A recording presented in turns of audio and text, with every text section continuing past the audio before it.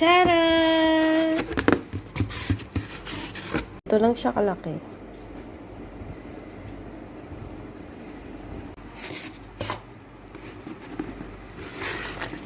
You're gonna drop it. Is it? So for today's video, I'm going to unbox this portable air cooler fan that I ordered in Amazon last night.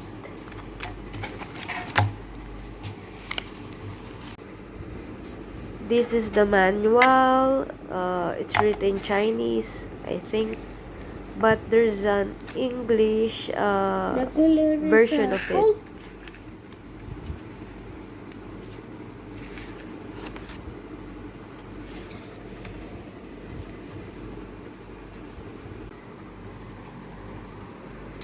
Yun nga guys, that's why I bought this portable air cooler fan, because yesterday the electric cut off, and currently I'm living here in UAE, and it is too much hard to have no electric here, especially if there's no AC because of the weather. Very hot. There's an English version here of this product in the brochure. The first one is Chinese and this one is English. Yep. And ito nga, this is the belt where you're going to hold it when you're going to travel. And the air outlet, this one, the adjustable fan blade, see? Same like an AC. The tank lid here in the top. And then the charging indicator there at the back. Wait. And then the spray indicator.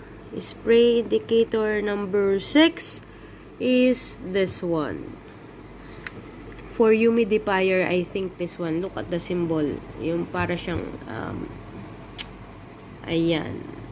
So, this is the power button. The charging indicator. Showing the lights if it's charging or no.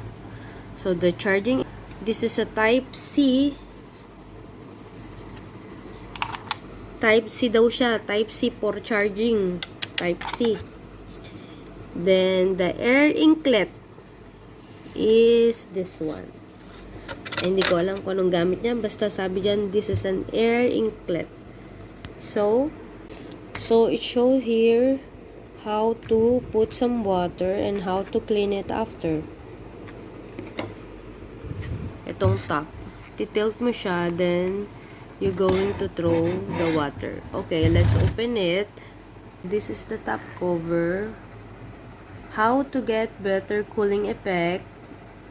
Soak the water absorption curtain before use. And fill the water tank with water. Okay. Yan. This is where you put the water. This is the water tank. It shows here also how to replace the water absorption curtain. So, pull out the air outlet mask. Ito yon. Let's pull it out, Wait, ayan. Ito yon. Water absorption.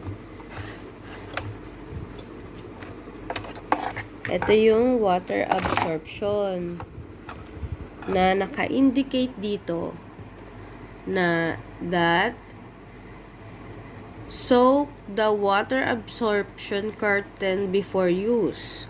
We need to soak the water before we're going to use it. Para siyang ganun. How did you use? So, to replace this, need to replace it after 6 to 8 months. Because it says here, when not using the fan for a long time, please drain the water from the tank and blow dry the curtain. This is the curtain. And then, the original water-absorbing curtain can be used for 6 to 8 months only, replacing the new water-absorbing curtain according to personal use. So, kailangan pala palitan pa to ng 6 to 8 months, ano? Pero kung kaya mo naman linisin, just clean it. Okay? So, let's put it back again. Okay.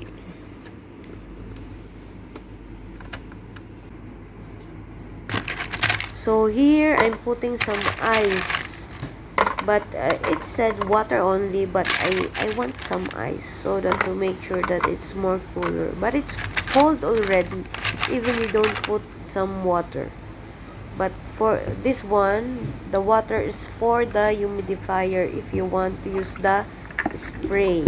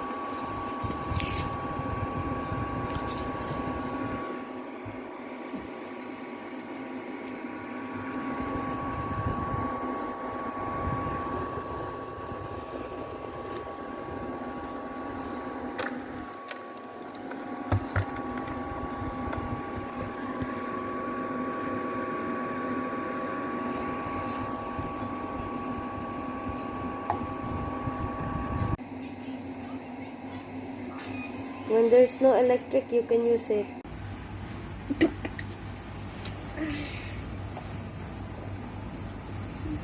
Ayan, yan. See? For humidifier function, yung spray indicator, this one is the spray indicator. And this one, the power button, the first switch, yan, it's naka-cooling fan lang siya. It's only a fan. Then, open this one. This is to open the spray indicator if you want for the humidifier to work. Yan.